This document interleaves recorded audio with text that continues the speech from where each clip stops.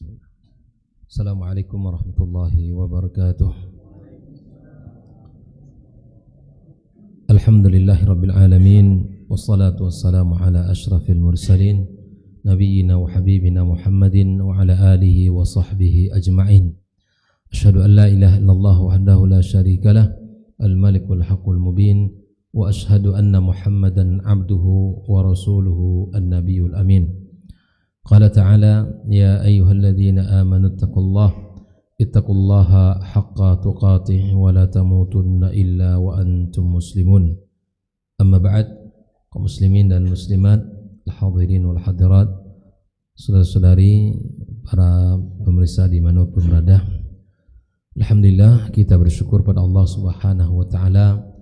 Malam ini kembali Allah mudahkan kita duduk di majelis yang mulia ini, majelis ilmu yang didatangi oleh para malaikat, dinaungi oleh rahmat-rahmat Allah Subhanahu wa ta'ala, menghadirkan ketenangan dalam jiwa yang tak kalah pentingnya bahwa siapapun yang duduk di dalamnya mendapatkan sanjungan dan pujian dari Allah Subhanahu wa ta'ala.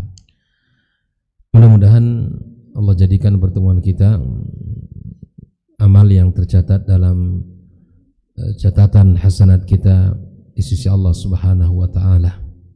Salawat dan salam semoga senantiasa pula kita sampaikan untuk junjungan kita Nabi besar Muhammad sallallahu alaihi wasallam. Allahumma salli wa sallim wa barik ala Muhammad. Semoga salawat ini juga tersambung kepada keluarga beliau, para sahabat, serta siapapun yang setia di atas jalan agamanya sampai hari kiamat. Malam ini kita masih melanjutkan pembahasan tentang al-iman. Ya, di antaranya yang sudah kita bahas adalah antu'mina billahi, beriman kepada Allah Subhanahu wa ta'ala.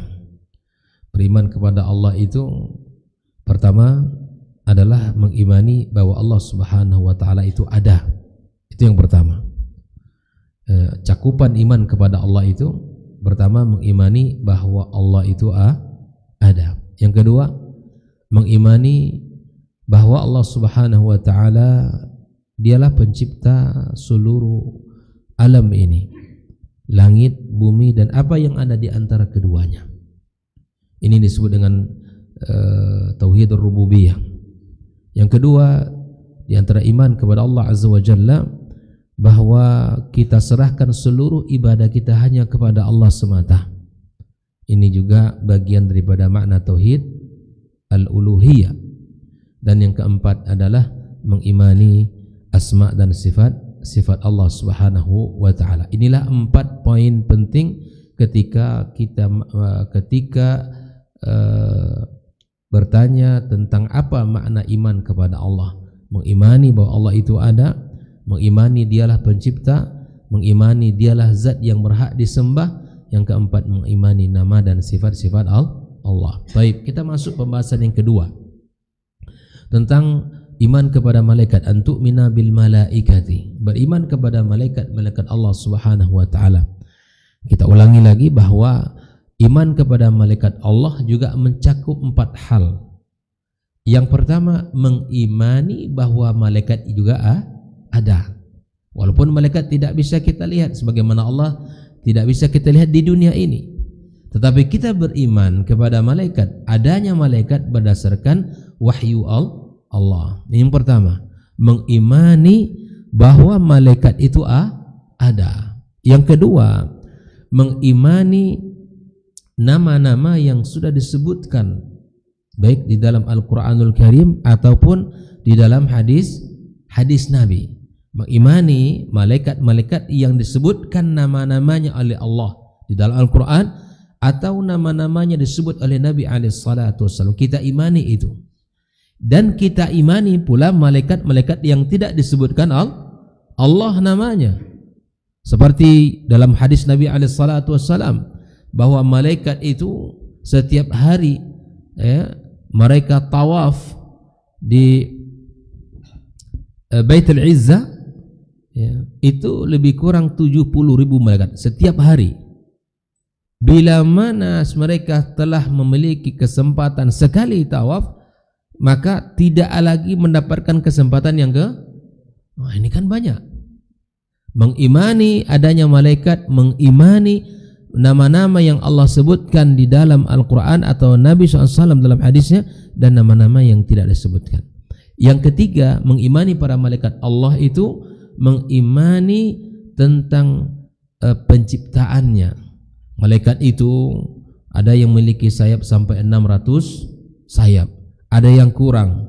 Mengimani tentang penciptaan mereka, tentang fisik mereka itu. Mereka makhluk yang tidak bisa kita lihat, dan makhluk yang besar. Bahkan Jibril alaihissalam ketika dilihat oleh Nabi sallallahu alaihi wasallam, sayapnya menutup ufuk. Sayapnya menutup ufuk, menutup langit. Nah, kita mengimani adanya malaikat, mengimani nama-nama yang disebut oleh Allah atau Nabi SAW, dan kemudian yang ketiga mengimani bentuk fisiknya, ya, bagaimana Allah menciptakan mereka. Mereka makhluk yang besar, tidak seperti manusia, ya. Maka ini yang ketiga. Yang keempat, mengimani tentang tugas-tugas mereka yang telah Allah berikan. Ada 4 juga, ya. Saya ulangi, iman kepada malaikat itu ada 4 poin. Pertama, mengimani adanya. Yang kedua, mengimani nama-nama yang telah disebut oleh Allah dan Nabi sallallahu alaihi wasallam. Yang ketiga, mengimani fisiknya, artinya bentuk fisik yang telah Allah ciptakan. Penciptaan mereka kita imani, bahwa malaikat itu makhluk yang luar biasa dan mereka bisa berubah. Perubahan para malaikat tidak lain tidak bukan kecuali kepada apa? Hal yang baik. Ini berbeda dengan jin. Jin juga diberikan kemampuan bisa merubah dirinya, tapi mereka merubah bisa kepada binatang-binatang berbisa atau binatang-binatang lainnya. Nah, masih ingat enggak siapa nama sahabat Nabi di zaman itu? Dia ternyata malaikat merubah seperti wajah sahabat itu. Siapa yang tahu nama sahabatnya? Dihya. Mana kita sebut, ya? Yang mau lahir anaknya boleh dikasih Dihya, atau yang mau lahir cucunya boleh dikasih Dihya. Namanya Dihyatul Kalbi, namanya itu. Baik, yang keempat, kita mengimani tugas-tugas. Ada malaikat yang menurunkan wahyu, malaikat Jibril. Ada yang malaikat meniup sangkakala, malaikat Israfil. Dan ada malaikat yang nanti mencatat, ya, amal baik dan amal buruk kita. Dan ada malaikat yang mencabut nyawa. Ada malaikat yang diutus Allah untuk menanya di alam barzah, di alam kubur. Nah, kita imani semua itu. Ada malaikat yang menurunkan hujan. Ada malaikat yang kerjanya disebutkan oleh Allah bahwa, ya, oleh Nabi SAW, bahwa sayhina fil ard, merekanya cuman berkeliling di muka bumi ini mencari majelis-majelis ilmu. Inilah 4 poin tentang malaikat-malaikat Allah Subhanahu wa taala. Ada yang membawa arsy, ya, kemudian jumlahnya ada 100 janah, Jibril 600 sayap. Nah, ini semua adalah betapa besarnya penciptaan malaikat. Wa minhum muwakkal bil qatar, ada yang tugasnya menurunkan hujan, wan nabatat, dan juga menumbuhkan tumbuh-tumbuhan. Wa minhum man muwakkal bin nafkhi fis sur, ada yang meniup sangkakala, Israfil, ya. Kemudian ada yang diberikan tugas untuk mencabut nyawa, ya. Dan masih banyak nama-nama malaikat-malaikat yang tugas-tugas yang disebutkan oleh Allah dan Nabi kita alaihi salatu wassalam. Kata Nabi, yata'aqabuna fikum malaikatun bil lail wa malaikatun bin nahar. Ada malaikat itu yang silih berganti siang dan malam. Tugasnya mereka ke langit. Ada yang sip bahasa kita sip malam, ada sip siang. Yang tugasnya di siang hari, ada yang tugas di malam hari. Itu semua kita imani tentang tugas-tugas mereka tersebut. Naam, ahibati fillah. Ada malaikat-malaikat yang tugasnya oleh Allah Subhanahu wa taala memang seperti yang kita sebutkan tadi, malaikatun yatlubuna majalis az-zikr wa yahdurunaha, hanya mencari majlis-majlis ilmu, mereka duduk di dalamnya. Seperti Nabi mengatakan, majtama'a qaumun fi baitin min buyutillah, tidaklah berkumpul satu kaum di rumah Allah, yatluna kitab Allah wa yatadarasunahu fima bainahum, membaca ayat-ayat Allah, membaca Al-Quran, dan mereka tadaburi, mereka pelajari, illa nazalat alaihimus sakinah, kecuali orang yang duduk itu mendapatkan ketenangan. Ya, kemudian wa ghasyiyatuhumur rahmah, rahmat Allah selalu meliputi mereka. Wa hafathumul malaika, malaikat itu menaungi mereka, bersama mereka. Makanya di akhir majelis nanti mereka itu mengatakan kepada kita, berdirilah kalian dalam keadaan dosa kalian telah diampunkan Allah. Masya Allah. Tak mau kita dulu majelis ilmu. Ya, pilih majelis ilmu, bukan majelis kopi, majelis ilmu. Ya, bukan majelis-majelis yang lain. Karena kalau majelis lain banyak ruginya. Ya, tetapi majelis ilmu insyaallah kita mendapatkan doa-doa malaikat Allah Subhanahu wa taala. Kata Nabi SAW, malaikatun sayyahuna fil ardi yatlubuna hilaqadz dzikr wa syadunaha. Tugas-tugas malaikat itu ada yang memang tugas mereka mencari majelis ilmu, majelis ta'lim seperti ini. Ya, mereka lalu kemudian mereka mempersaksikan dan mendoakan kita. Ya, subhanallah. Nah, inilah yang kemudian kita harus imani. Wa hafathumul malaika, malaikat-malaikat Allah itu selalu, ya, malaikat-malaikat itu selalu menaungi mereka. Nah, alhamdulillah. Nah, secara umum kita tidak tahu berapa jumlah malaikat dan juga kita tidak tahu bagaimana sifat-sifat mereka, tapi paling tidak ada beberapa ayat dan hadis Nabi sallallahu alaihi wasallam yang memberikan informasi ini kepada kita. Oleh karena itulah bahwa iman kepada malaikat-malaikat Allah rukun daripada rukun iman, ya. Beriman kepada malaikat-malaikat Allah, ya, itu adalah bagian pada rukun iman. Nah, barang siapa yang mengingkari adanya malaikat, tidak percaya pada malaikat, gimana hukumnya Ustaz? Saya cukup percaya kepada Allah saja, apakah saya beriman atau tidak? Bila mana seseorang mengatakan rukun iman ada 6 nih, saya cukup beriman kepada Allah saja Ustaz, yang 5-nya saya enggak percaya. Beriman tidak dia? Tidak. Satu saja yang tidak ia imani dari 6 ini, tidak beriman dia. Apalagi dia betul-betul terang-terang mengatakan dia tidak beriman. Maka oleh karenanya putus hubungan, ya, ketika dia tidak beriman kepada Allah Subhanahu wa taala. Maka orang-orang yang mengimani, ya, Allah Subhanahu wa taala, maka dia mengimani malaikat-malaikatnya. Mengimani malaikat-malaikatnya. Nah, di dalam pembahasan tentang malaikat ini, maka ada beberapa kaum, ya, yang tidak mau menerima tentang iman kepada malaikat ini. Siapa? Kaum falasifah, kaum filsafat. Itu sulit mereka mengimaninya, ya. Dan mereka punya anggapan-anggapan, mereka punya asumsi-asumsi, ya, bahwa sesuatu yang tidak bisa dilihat itu dihukumi terkadang itu tidak ada. Nah, ini gampang sekali kita lihat, kita katakan, kamu percaya nggak adanya angin? Percaya. Nampak? Tak nampak. Angin saja kamu percaya ada karena ada rasa. Tidakkah engkau beriman kepada Allah dengan apa yang kau lihat di muka bumi, apa yang kau lihat di langit sana? Dan bukankah dirimu sendiri adalah bagian daripada tanda kebesarannya Allah? Oleh karenanya ini perlu kita cermati bersama. Alhamdulillah. Nah, orang-orang yang tidak beriman kepada Allah Subhanahu wa taala dan kepada malaikat-malaikatnya, maka tentu ini adalah perkataan yang batil dan keyakinan yang batil. Malaikat-malaikat Allah Subhanahu wa taala sangat banyak buktinya. Ya, sangat banyak buktinya. Nah, kemudian kita memasuki yang ke berikutnya, antuk minabillahi wa malaikatihi wa kutubihi. Ini yang ketiga. Apa maksudnya Ustaz? Wahyal kutub allati anzalaha Allah 'ala rasul li hidayatil bashar. Nu'min bi annaha kalamullah haqiqatan. Wa nu'min bima samma Allah minha wa ma lam yusammi. Makanya kita mengimani, pertama beriman kepada kitab-kitab tersebut.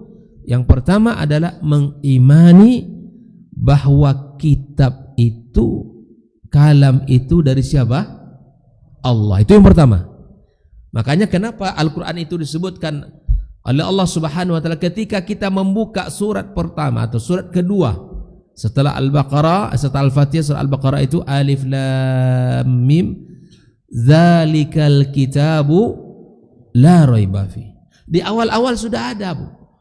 Allah ingin kuatkan kita bahwa itu Al-Quran tidak ada keraguan. Sama kita mengimani bahwa kitab Taurat, Zabur, Injil, Al-Quran ya, itu diturunkan Allah Subhanahu wa taala. Taurat kepada Nabi Musa, Injil kepada Nabi Isa. Ya. Zabur kepada Nabi Daud dan Al-Quran kepada Nabi Muhammad sallallahu alaihi wasallam. Kita mengimani itu bahwa semuanya adalah kalam Allah SWT. Di masa diturunkannya para nabi. Tentu kitab-kitab yang hari ini yang ada ya sudah terjadi kecuali Al-Quran. Yakin tak kita? Yakin, mesti yakin. Karena Allah sudah katakan la raiba fi. Jadi stigma yang kita bangun, keyakinan yang kita bangun bahwa Al-Quran tak ada keraguan. Tak ada keraguan. Kalaupun ada orang hari ini mengatakan banyak kontradiksi antara ayat dengan ayat, tidak ada. Itu bagi yang tidak sampai pembahasannya. Tidak ada di Al-Quran itu yang kontradiksi ayatnya, yang bertentangan, tidak ada. Itu hanya syubhat yang dilontarkan oleh orang-orang yang ragu tentang Al-Quran. Iman kepada Al-Kutub, mengimani bahwa kitab-kitab itu adalah firman Allah. Yang kedua, mengimani kitab-kitab itu termasuk kita mengimani ya dia adalah yang diturunkan Allah Subhanahu wa taala, mengimani kitab-kitab yang diturunkan kepada Nabi Muhammad, kitab yang diturunkan kepada Nabi Muhammad, Al-Qur'an, dan kitab-kitab yang diturunkan kepada nabi sebelumnya. Kita imani itu. Ya, kita imani. Di antara iman kepada Alkitab, kepada Al-Kutub adalah mengimani isinya. Jangan beriman bahwa Quran itu firman Allah saja, tapi imani isinya apa? Syariat, ibadah, akidah, muamalah, akhlak, semuanya sudah ada dalam Al-Quranul Karim. Jangan pernah dibantah atau ditolak ya hukum yang telah Allah sebutkan di sana. Makanya Allah katakan fungsi Al-Quran adalah hudan lil muttaqin. Al-Quran itu bila kita sudah imani, kita yakini, lalu kita tadabburi, kita pelajari, barulah lahir nanti setelah itu keyakinan. Oh ternyata betapa banyak orang-orang orientalis, Pak, ya, yang mereka ini ingin mencari kelemahan Al-Quran, kontradiktif antara ayat-ayat yang satu dengan ayat berikut, atau kontradiktif dengan hadis Nabi SAW. Mereka cari-cari, tapi tidak mereka dapatkan itu, tidak mereka temukan, kecuali yang di hatinya ada penyakit, ada syubhat dan syahwat, tetap saja mereka akan mengatakan ya. Tapi subhanallah, perlu kita sadari bersama bahwa betapa lapangnya dan betapa indahnya agama kita yang mulia ini. Nah, iman kepada Al-Kutub, mengimani bahwa itu adalah firman Allah. Yang kedua, apa tadi? Mengimani isi daripada Al-Quran tersebut. Yang ketiga, mengamalkan isi daripada Al-Quran itu. Jadi tidak cukup beriman saja, kita amalkan, kita tingkatkan, mengamalkan isi kandungan Al-Quranul Karim itu. Banyak hukum, banyak, ya kan? Banyak larangan juga banyak. Yang perintah kita kerjakan, yang larang kita. Ini bentuk iman kepada Al-Quran ini. Makanya ketika Al-Quran mengharamkan khamar, judi dan sebagainya, tinggalkan. Karena kalau kita tidak tinggalkan, itu sama saja kita tidak beriman kepada isinya. Ya. Dan terakhir, beriman kepada Al-Quran itu artinya kita mengamalkan Al-Quran. Beriman antara apa yang disebutkan itu berbeda dengan apa yang diamalkan. Mengamalkan Al-Quran itu bagian daripada iman kepadanya. Mengimani isi Al-Quran itu bagian daripada mengimani ya Al-Quran, dan mengimani ya nama-nama kitab. Yang keempat adalah mengimani bahwa dia adalah firman Allah. Jelas sampai di sini, ikhwan? Kalau ditanya apa sih makna iman kepada Al-Quran, kepada Alkitab itu, jelaskan. Pertama, mengimani kalau ayat-ayat yang diturunkan Allah masa itu adalah firman-Nya, sebagai Al-Quranul Karim. Yang kedua, kita imani isinya. Yang ketiga, kita amalkan isi daripada kitab itu sendiri. Oleh karenanya ini satu perjuangan, butuh kesungguhan. Jangan sampai nanti kita hanya mengimani sebagian atau isinya dan tidak mengamalkan sebagian yang lain. Jangan ya, kita sumul. Naam. Lalu setelah itu, wa nu'min bima samallahu minha wa ma lam yusami. Kita imani ya kitab-kitab yang telah Allah sebutkan seperti empat tadi. Kemudian samallahu lana minat Taurat wal Injil wal Zabur wal Qur'anul Azim. Wa suhufi Ibrahim wa Musa wa Zabur fa nu'minu biha wa nu'min bima lam yasma Allahu minha. Wal iman bil kutubus sabiqah, beriman kepada kitab-kitab yang dahulu, yakunu imanan mujmalan, mengimani secara umum saja. Betul, kalau Allah pernah menurunkan kalamnya melalui kitabnya ya kepada misalnya Nabi Isa alaihissalam, maka ya harus disinkronkan. Apa nama kitab itu Nabi Isa? Kita imani secara umum, sudah. Apapun di dalamnya ya yang di masa itu kita tidak tahu lagi setelah hari ini, karena Al-Quran turun menghapus seluruh yang sudah-sudah. Muhaimin, dia menghapus ya tulisan apapun saja, hukum dihapus oleh Al-Quranul Karim.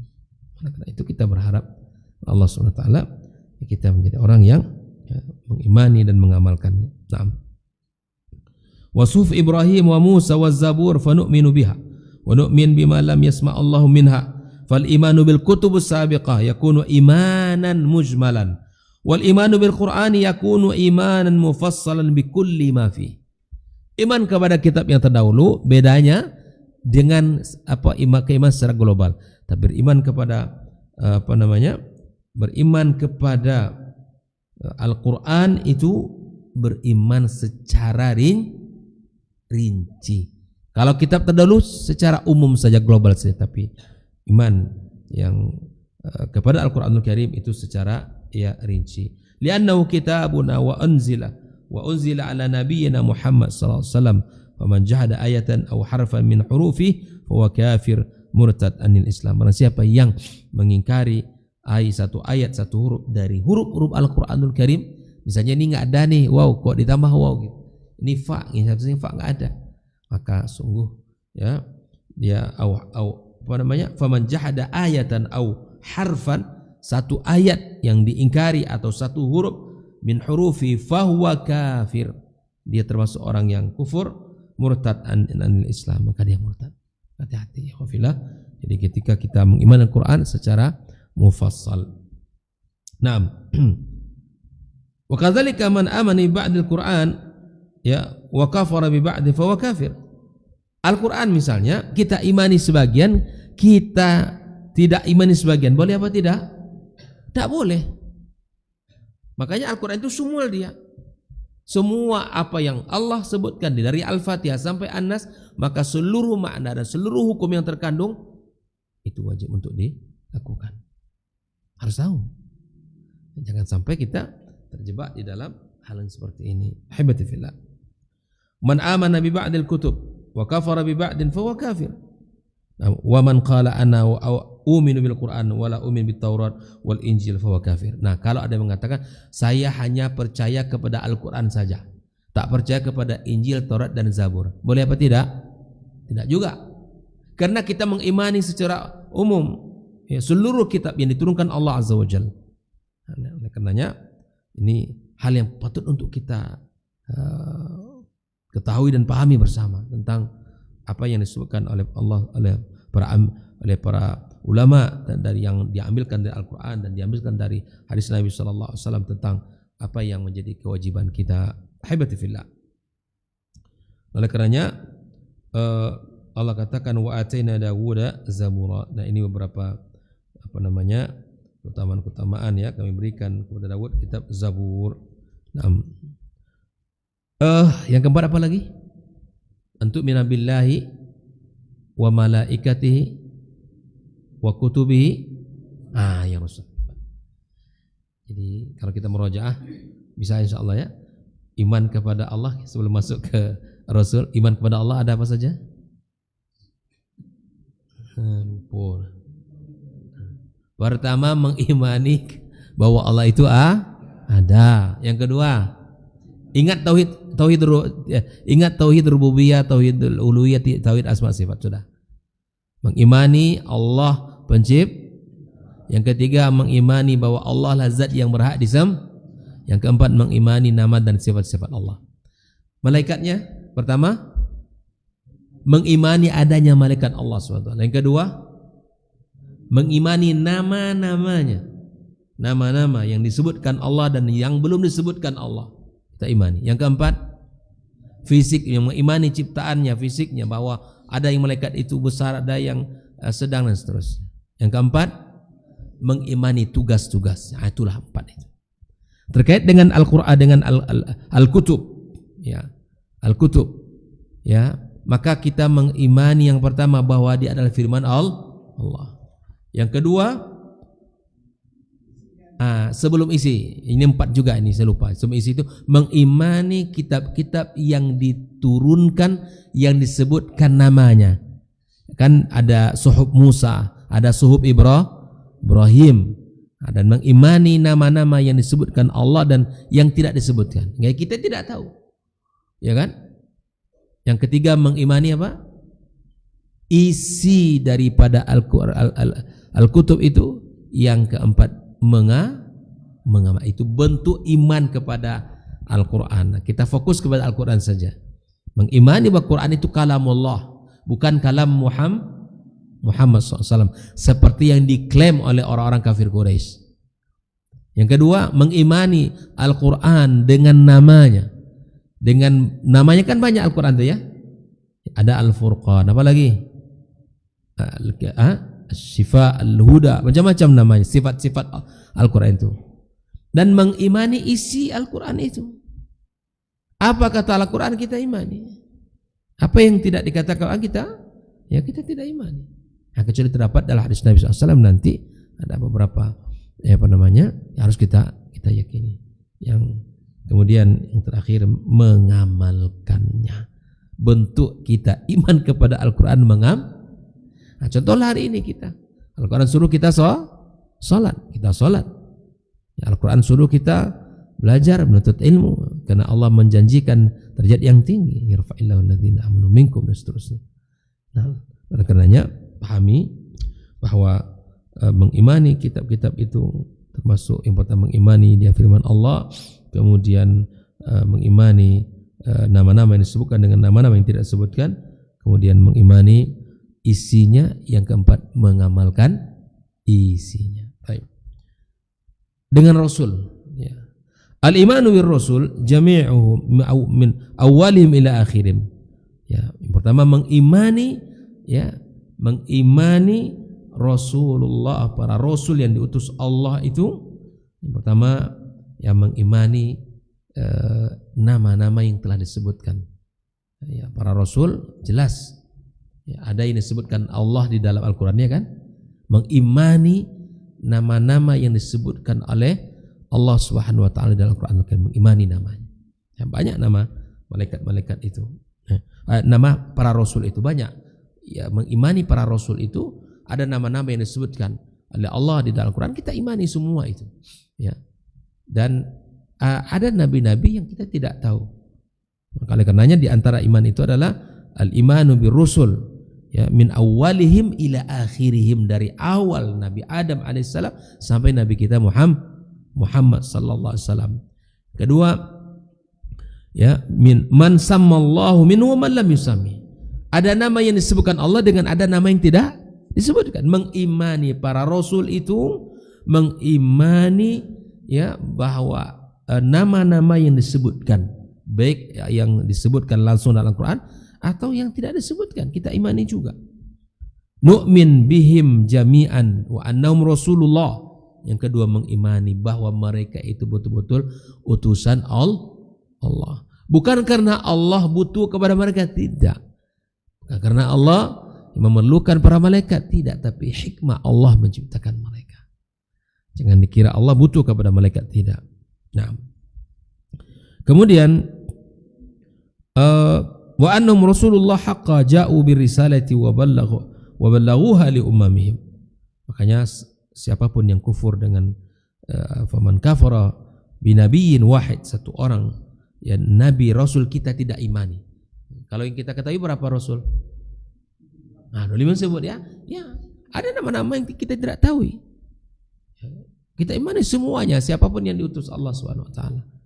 Nah, yang disebutkan tadi itu kita kufur, saya kurang percaya gitu. Kalau Nabi Zakaria itu enggak, Nabi saya misalnya nih, enggak percaya dia gitu. Maka imannya diterima apa tidak? Tidak. Kita mengimani ya seluruhnya para rasul yang diutus oleh Allah Subhanahu wa taala, baik yang disebutkan nama maupun yang tidak disebutkan. Baik. Fal kufru bi nabiyyin wahid au bi rasulin kafara bil jami' au kufrun bil jami'. Mengimani satu rasul ya atau hanya satu dari sekian banyak, maka itu sama dengan ya tidak beriman kepada mereka. Maka oleh karena itu Allah katakan kazzabat qaumun nuhin al-mursalin. Ma'annahum kazzabu nuha fatakdzibuhum li nuh sara takdziban bil baqiyatil mursalin. Yang mendustai Nuh itu sama saja dia mendustai ya yang diutus oleh Allah Subhanahu wa taala. Taib. Yang kelima apa? Antum minabil yaumil akhir. Beriman kepada hari akhir. Apa makna iman kepada yaumil akhir? Ya. Pertama, kita mengimani bahwa hari kiamat itu pasti. Ada yang tahu? Tak ada yang tahu. Ada yang mereka-reka? Banyak. Nah, yang sok tahu banyak. Yang merasa tahu juga ada. Tapi tidak satu pun yang bisa memastikan. Sampai Nabi Muhammad saja tidak tahu. Tapi Nabi telah mengisyaratkan, ana wa yaumal qiyamati kahataini. Saya dengan datangnya hari kiamat itu seperti ini, kata Nabi, seperti jari telunjuk dan jari. Maksudnya apa itu? Dekat. Itu Nabi mengatakan 1400 ya abad yang lalu. Sudah Nabi katakan itu. Kiamat itu sangat dekat. Dengan diutusnya Nabi Muhammad sallallahu alaihi wasallam. Tapi memang kita yang kurang yakin kalau kiamat itu udah dekat. Kita merasa bahwa kiamat itu masih jauh. Apa buktinya? Sekarang kelalaian itulah yang membuat kita bukti bahwa kita ini kurang percaya dengan hari kiamat. Semoga Allah ampunkan dosa-dosa kita. Oleh karenanya, antum mina bil yaumil akhir. Ya, adalah yaumul qiyamah. Kenapa disebut dengan yaumul akhir itu dengan yaumul qiyamah? Summiya bil yaumil akhir li'annahu ba'dal yaum al-awwal wa huwa yaumud dunya. Ya, yaumul qiyamah atau yaumul akhir, hari terakhir. Kenapa? Karena kehidupan dunia ini selesai sudah. Kita masuk kepada bagian yang kedua. Ad-dunya hiyal yaum al-awwal wal qiyamatu hiyal yaumul akhir. Oh, yaumul akhir. Dunia ini disebut hari pertama dan akhirat itu disebut dengan yaumil akhir. Ya. Wal iman bil yaumil akhir wal iman bima ba'dal mauti min adzabil qabri wa na'imin. Nah, termasuk iman kepada yaumil akhir itu termasuk iman kepada ya nikmat dan azab kubur. Kita harus mengimani itu. Azab kubur itu waqi'. Ustaz, kalau kita gali kuburan setelah orang meninggal setelah seminggu, kita masih lihat kalau dia utuh seperti biasa. Mana katanya dia taman surga kalau orang baik? Mana kalau dia merupakan lubang neraka kalau dia orang buruk? Apa jawaban kita? Karena mengatakan tidak nampak sama Ustaz. Jadi kuburkan seminggu, kami gali lagi. Kami lihat seperti Apa dulu dimasukkan seperti itu keadaannya? Apa jawaban kita? Misalnya ada orang nih, tak percaya dia, digalinya setelah meninggal 3 hari atau sepekan lah. Utuh seperti apa dimasukkan seperti itu dia, ya dilihat oleh dia. Katanya ada nikmat kubur, katanya ada azab kubur, katanya ya kalau orang baik itu dilapangkan kuburannya, yang buruk disempitkan kuburannya. Apa jawaban kita?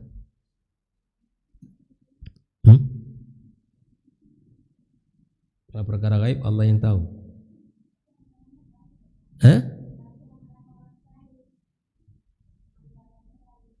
Indah, maksudnya kan gini Bu, ketika dia dimasukkan ke alam barzakh, ke kuburan itu, dimasukkan ke lahat, digali, dibuktikan. Kata kalian bahwa orang kafir misalnya nih, kalian ini mengimani begini, bahwa kuburan itu ada nikmat, ada azab. Mana azabnya?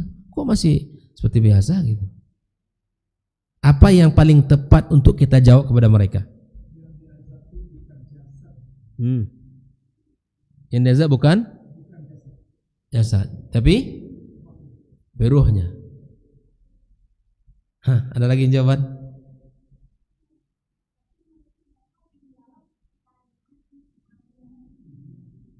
Ibu paham nggak pertanyaan saya?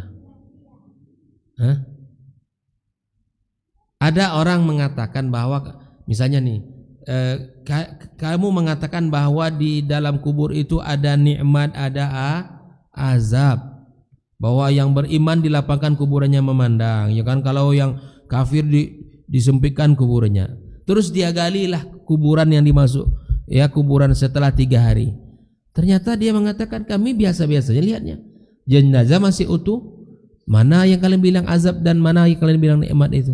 Bagaimana jawaban itu saya maksud? Ya, jawaban yang benar tepat bahwa Anda memandang dari masih dalam alam dunia. Kamu mandang mata iya, tapi kehidupan alam barzakh itu adalah alam akhirat. Tidak sama seperti alam fisik kita. Makanya jenazah kalau digali kuburan itu macam-macam. Seperti ada yang sudah hancur, ada yang masih utuh, ya kan? Tapi hakikatnya mereka itu hidup di alam akhirat. Dan awal menuju kehidupan akhirat itulah pintu gerbangnya adalah alam barzakh. Kematian itulah awal perpindahan kita dari alam dunia ke alam. Maka jangan kamu nilai dengan pandangan matamu yang pendek ini. Jangan dihitung dengan apa yang dilihat oleh mata kepala kita. Tidak, bukan itu. Makanya kalau orang meninggal dunia secara umum, kalau dia di rumah sakit, di rumah dia, ya, maka dikuburkan. Dan kuburan itu adalah makna secara umum. Ketika kuburan itu tempat di mana dimasukkannya mayit. Itu pertanyaan saya. Ketika dia dimakan oleh binatang buas, tidak ada lagi badannya tersisa. Berarti kalau begitu tidak ada kuburan dia. Berarti tidak datang malaikat. Ya enggak? Gimana cara jawabnya? Itulah kuburan dia. Bahwa setiap manusia yang mati, yang meninggal dunia, maka baik ditenggelam di lautan, di sungai, dan jasadnya enggak ditemukan, itulah kuburan dia. Atau dimakan oleh binatang buas, itulah kuburan dia. Dan nanti Allah bangkitkan dia. Makanya dulu ada sebuah kisah di zaman bahwa Nabi menceritakan ada seorang, dia akan mati, berwasiat kepada Nabi, kalau bapak mati nanti bakarlah bapak, lalu kemudian ya masukkan abunya itu dalam tempat, lalu diapain? Disebarkan ke laut, ya kan? Sebarkan ke laut. Sudah di hari kiamat dibangkitkan Allah Subhanahu wa taala. Lalu Allah bertanya kepadanya, untuk apa kamu lakukan itu? Dia ini orang yang dalam kehidupannya tidak ada melakukan ketaatan sedikit pun. Dia orang yang sangat jauh dari agama. Ya, kalaulah Allah mampu mengumpulkan jasad-jasad saya, maka binasalah saya. Kata dia tuh.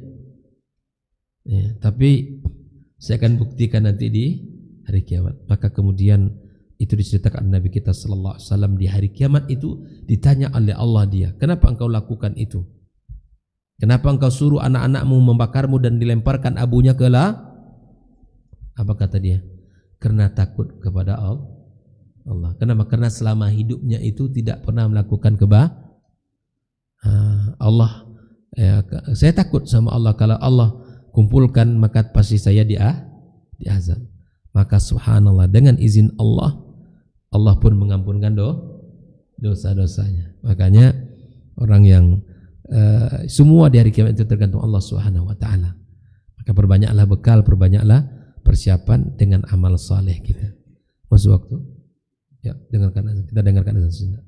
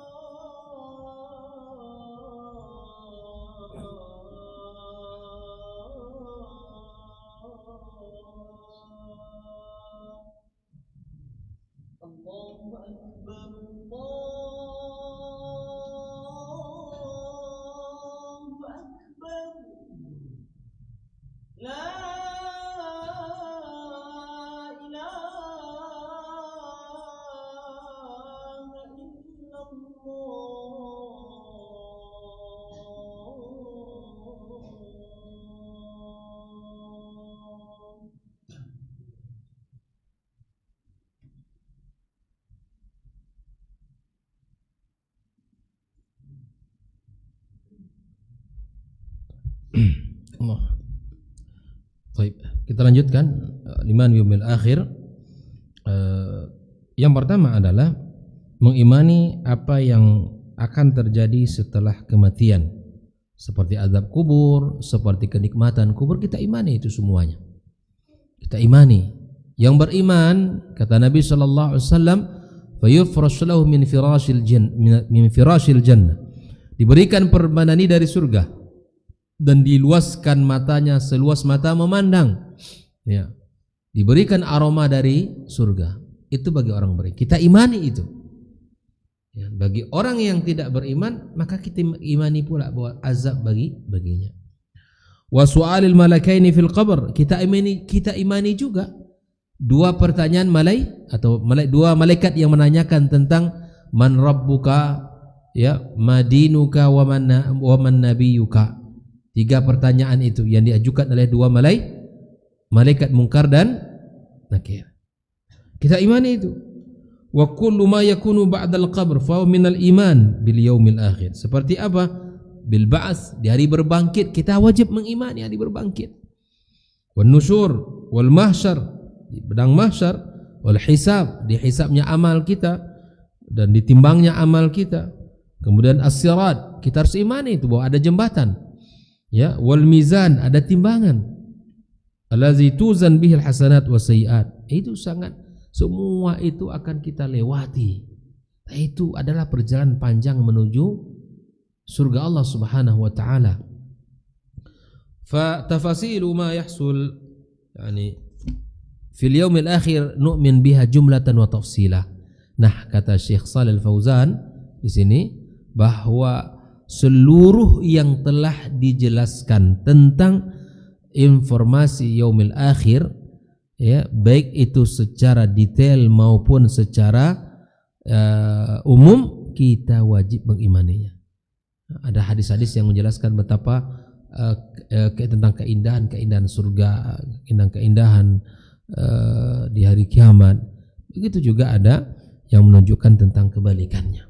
Oleh karenanya ini kita harus yakini bahwa semua yang disebutkan Allah tentang hari akhir, ya, maka wajib untuk kita imani. Wal yaumil akhir, ya, maka semua itu wajib kita imani. Baik. Yang terakhir apa, Bu? Tu'mina bil qadri khairihi wa syarri. Nah, jadi beriman kepada takdir itu bukan hanya percaya kepada yang baik, tapi kita ini ada takdir juga, ada takdir buruk. Nah, semua takdir Allah walaupun ya itu takdir paham. Mengimani takdir itu dalam dua sisi, takdir baik dan takdir buruk. Baik. Mengimani takdir buruk itu adalah bagian daripada mengimani, ya, takdir. Karena hanya bukan takdir baik saja kita imani. Ya. Anda menjadi orang kaya, takdir baik apa bukan? Misalnya nih, ya secara apa baik, memandang Allah lapangkan rezeki Anda, ya, takdir baik apa bukan? Takdir baik. Tetapi terkadang orang subhanallah memandang bahwa takdir yang dibaca hanya takdir baik saja. Tapi ada takdir-takdir buruk, ujian, cobaan menimpa kita. Banyak takdir yang itu sangat berat di dalam hati kita dan jiwa kita. Ingat, baik takdir buruk, baik itu takdir baik, semuanya takdir baik insyaallah. Makanya ketetapan Allah. Makanya Allah katakan, ya, di dalam hadis qudsi Allah Subhanahu wa taala menyebutkan man lam yarda biqada'i wa lam yasbir bi bala'i falyaltamis rabban siwaya. Bayangkan, yang tidak ridha dengan takdirku, dengan keputusanku, apa yang Allah berikan kepadanya enggak ridho. Kenapa sih saya, kenapa enggak orang lain? Meninggal misalnya anaknya, ya kan, misalnya naudzubillah, semoga Allah panjangkan anak-anak kita, selamatkan semua. La qadar Allah, meninggal anaknya. Ya Allah, kenapa anak saya engkau cabut, kenapa enggak anak orang lah? Ini menunjukkan tidak ridha dengan takdir Allah Subhanahu wa taala. Ya. Kenapa ini terjadi sama saya? Kenapa ini ujian begitu berat untuk saya? Kenapa? Nah, seterusnya. Ini menunjukkan tidak ridha dia dengan takdir Allah Azza wa Jalla. Atau walam yasbir bi bala'i, kata Allah, tidak juga sabar dengan ujianku. Ya, ujian macam-macam, sakit, ujian. Ada orang yang flu aja sekampung orang tahu. Nah, yang mau cerita sana cerita sini. Makanya di antara hal yang bila mana kita bisa tahan, ya simpan, tidak sebut ceritakan ke orang, maka dia menjadi tabungan dia di akhirat. Di antaranya tidak menceritakan sedekahnya. Yang kedua, tidak menceritakan kelebihannya. Oh, saya orang hebat, saya begini. Yang ketiga, tidak menceritakan ya musibah yang menimpanya. Ketika musibah itu tiba menimpa dia mengatakan inna lillahi wa inna ilaihi, Allah maktub lil khair, Allah ma'jurni fi musibati hadhihi, ya Allah berikan aku pahala terhadap musibah yang menimpaku ini. Gitu. Wa khluf li khairin min, dan berikan ganti yang lebih baik. Itu ridha dia. Makanya bila mana meninggal orang yang ia cintai, maka ditepuk-tepuklah dadanya, kemudian ditarik-tarik rambutnya, dirobek-robek. Ini namanya niyaha. Meratap itu tidak dibenarkan dalam agama kita. Oleh karenanya kata Allah dalam diskusi ini, siapa yang tidak ridha dengan takdirku, dengan ketetapanku, dan tidak bersabar dengan ujianku, maka carilah Tuhan lain, kata Allah. Baik. Ancaman luar biasa tuh. Makanya kalau ada ujian, ya Allah saya berat kali ujian, bertubi-tubi ujian saya, ya Allah kenapa ini lagi terjadi? Sudah meninggal fulan, meninggal pula. Ya akhi, ente orang beriman. Orang beriman itu cukup katakan inna lillahi wa inna ilaihi raji'un, Allah ma'jurli fi musibati hadhi wa khluf li khairan minhu. Oleh karenanya kita harus sabar dengan ujian ini. Ujian kita macam-macam, Pak. Ujian pada harta, pada penghasilan, pada pekerjaan, pada keluarga, dan bahkan ujian pada anak. Ya Allah. Ujian pada pekerjaan kita, ujian banyak sekali ujian. Oleh karenanya sabar menghadapi ujian itu. Lalu apa kata ya? Maka orang yang tidak menerima keputusanku, takdirku, dan tidak bersabar dengan ujianku, kata Allah, maka cari Tuhan yang lain. Carilah Tuhan yang lain, kata Allah SWT. Bayangkan, ini ancaman luar biasa. Makanya kata as-salaf, kalau dia dapat musibah, Bang, dicerita-ceritakannya ke orang, saya dapat musibah begini, dengan mengharap belas kasihan orang gitu ya. Maka orang yang seperti ini, ya, sama seperti orang yang mengadu-ngadukan Allah, kata para salaf. Ya. Nah, di sini cerita, di situ cerita, di sini semua orang tahu tentang musibah dia, misalnya ujian dia. Itu sama kata para salaf seperti orang yang mengadu tentang Allah. Tahu maksud saya apa? Orang yang apa, teman? Bukan menggibah. Mengeluhkan Allah kepada orang lah. Seakan tidak terima dengan apa yang. Makanya ketika dapat musibah itu baca doa tadi, cukuplah Allah SWT yang tahu. Sudah, kita berharap lebih baik di keadaan kita. Itu salah satu. Nanti kan kita perluas nanti pembahasan tentang iman terhadap takdir ini, bil qadri khairi wa syarri ini. Nah, ini insyaallah pada pertemuan berikutnya ya. Semoga Allah SWT berikan kemudahan bagi kita untuk selalu belajar, dan Allah mudahkan kita untuk memahami ya, iman Islam dengan baik, serta kita memiliki semangat di dalam menjalankan ya, agama kita. Barakallahu fikum. Demikian pembahasan kita pada malam ini insyaallah ya. Semoga Allah berkahi dan Allah jadikan dalam timbangan hasanat kita. Allah jadikan langkah Bapak Ibu semua sebagai penghapus dosa, yang satu mengangkat derajat di sisinya. Wassallallahu ala nabiyyina wa habibina Muhammadin wa ala alihi washabihi ajmain. Assalamualaikum warahmatullahi wabarakatuh.